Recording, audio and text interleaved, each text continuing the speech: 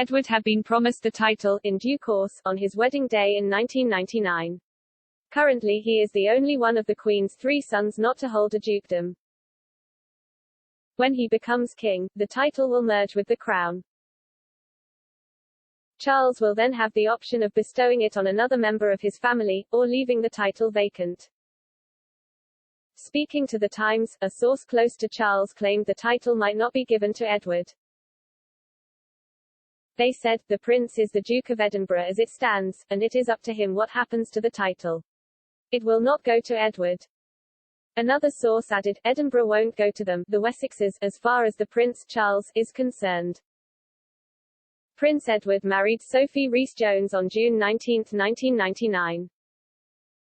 To celebrate the occasion, the Queen made the couple the Count and Countess of Wessex. Buckingham Palace also released a statement, saying Edward would later become the Duke of Edinburgh. It said, "The Queen, the Duke of Edinburgh and the Prince of Wales have also agreed that the Prince Edward should be given the Dukedom of Edinburgh in due course, when the present title held now by Prince Philip eventually reverts to the Crown." Edward spoke about becoming the next Duke of Edinburgh in a BBC interview last month.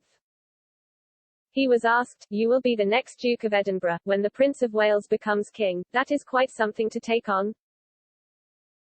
The prince replied, "It was fine in theory, ages ago when it was sort of a pipe dream of my father's.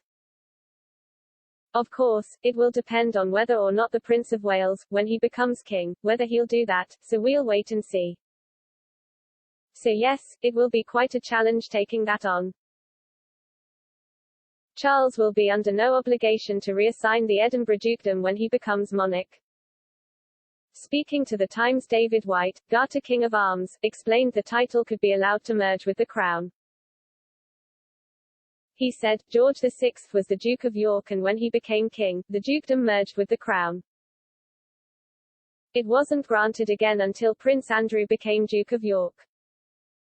Prince Philip passed away at Windsor Castle, aged 99, on April 9. His funeral took place at the castle's St. George's Chapel on April 17. Due to coronavirus restrictions, only 30 mourners were allowed to attend. Express.co.uk has contacted both Clarence House and Buckingham Palace for a comment.